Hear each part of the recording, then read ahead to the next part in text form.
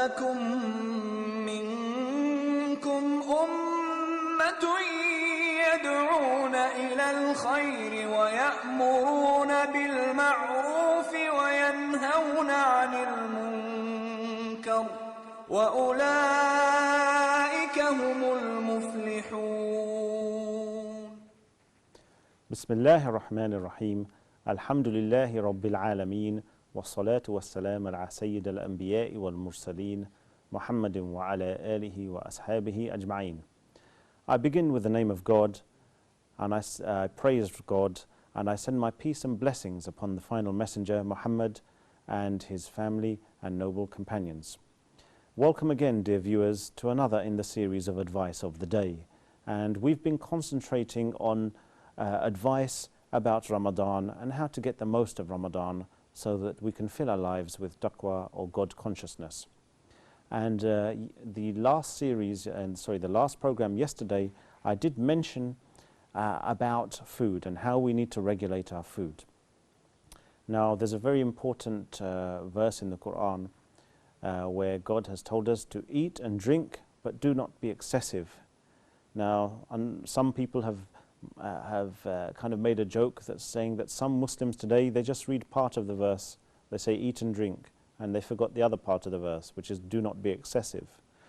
But this actually is a guideline for all our activities, and especially eating and drinking, that of course we eat and drink. We need to eat and drink to live, but don't be excessive. And if we look today around the world in the non-Muslim countries, and unfortunately also in the Muslim countries, we see that many people are not following this, and that's why you have a high incidence of diseases like diabetes, like high blood pressure, like heart disease, and various other issues, all because of this, or because of not following the correct guidelines with regard to food and drink.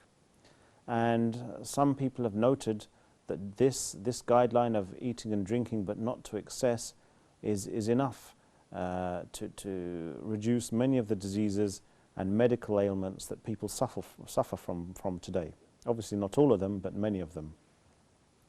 And it's been narrated in a hadith in Bukhari that Satan runs through the veins of a human being.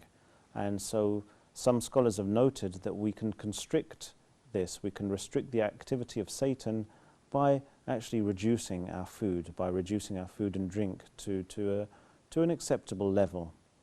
And it's also been noted that when we eat and drink too much, we end up becoming lazy and sluggish and sleepy, and we don't want to worship God, which is not really the point of Ramadan. The point of Ramadan is that it's meant to be a month of worship of God. So, as I mentioned before, the eating and drinking in Ramadan, obviously we do need to eat and drink, and we do need to replenish ourselves, but this should be done on the basis that we're in Ramadan, not outside of Ramadan.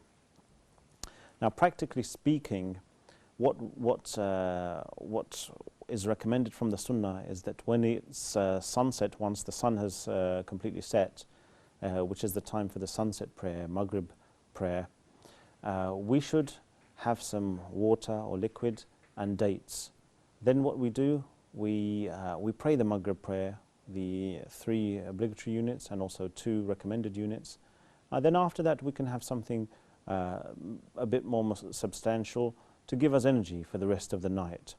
And we shouldn't fall into the trap of having a large meal as soon as the sun sets, and then we barely manage to pray the sunset prayer, and then we're too lazy to make the most out of the night. So this is just the final thought I'd like to leave you with, that we should adopt the course of moderation with regards to food and drink in Ramadan and also outside of Ramadan. So thank you very much, dear listeners, dear viewers, for watching, and I'll see you again inshallah. Jazakumullah khairan. Assalamu alaikum wa rahmatullahi wa barakatuh.